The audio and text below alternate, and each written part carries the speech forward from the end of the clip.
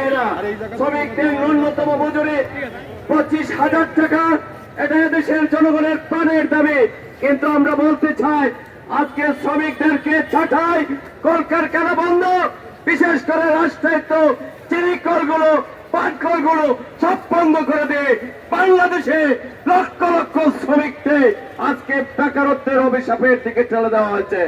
প্রিয় ভাই আমার, আজকের এই শ্রমিক সমাবেশ থেকে আমরা স্পষ্ট ভাষায় দাবি জানাতে চাই, অবিলম্বে বন্ধ কলকারখানাগুলো চালু করতে হবে।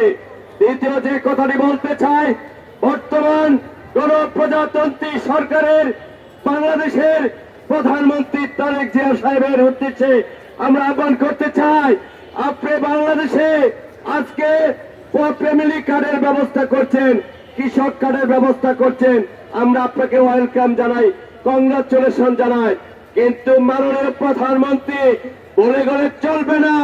এই বাংলাদেশে আপনার আগমনকে নিশ্চিত করেছে প্রায় 300 শ্রমিক জুলাই গণঅভ্যুত্থানের জীবন দিয়ে। আমরা আজকের এই প্রোগ্রাম থেকে দাবি জানাতে চাই, অবিলম্বে বাংলাদেশের মোট জনসংখ্যার অর্ধেকের বেশি 8.5 কোটি শ্রমিকের জন্য 8.5 কোটি শ্রমিক কার্ড চালু করতে হবে। যে কার্ডের মধ্য দিয়ে এই শ্রমিকরা তাদের সন্তানদের বিনামূল্যে চিকিৎসার ব্যবস্থা পাবে, যে কার্ডের মধ্য দিয়ে আমার দেশের খেটে খাওয়া শ্রমিকেরা যেখানে স্বল্প মূল্যে পণ্য ক্রয় করে খাবার ব্যবস্থা হবে, যে কার্ডের মধ্য দিয়ে আমার দেশের খেটে খাওয়া শ্রমিকেরা যেখানে অল্প পয়সায় এই কার্ড দিয়ে বিনা টাকায় পরিবহন সুবিধা ভোগ করবে। আর যদি তা করতে না পারেন, প্রিয় ভাই আমার, আমরা বলতে চাই, যদি তা ব্যবস্থা করতে না পারেন, আপনি যতই উন্নয়ন করতে চান, আপনার 31 দফা বলেন আর 60 দফা বলেন, যত দফাই বাস্তবায়ন করতে চায়, বাংলাদেশের অর্ধেকের বেশি জনশক্তিকে অবহেলাকে তাদেরকে আপনি রাষ্ট্রে বিনির্মাণ করা সম্ভব নয়।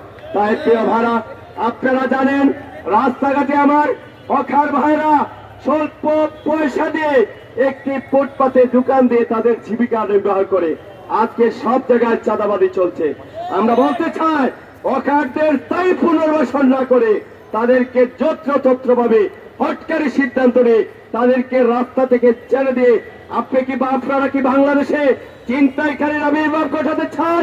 আপনারা কি বাংলাদেশে চুরিকে আনুষ্ঠানিক রূপ দিতে চান? আমরা বলতে চাই, আজকে ব্যবসায়ীরা ব্যবসা করতে পারছেন না।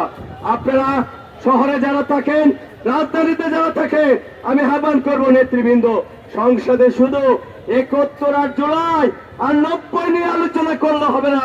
আমার দেশের কৃষকের হাজার হাজার একর জমির ধান আজকে বন্যায় ভেসে যাচ্ছে, বৃষ্টিতে ভেসে যাচ্ছে।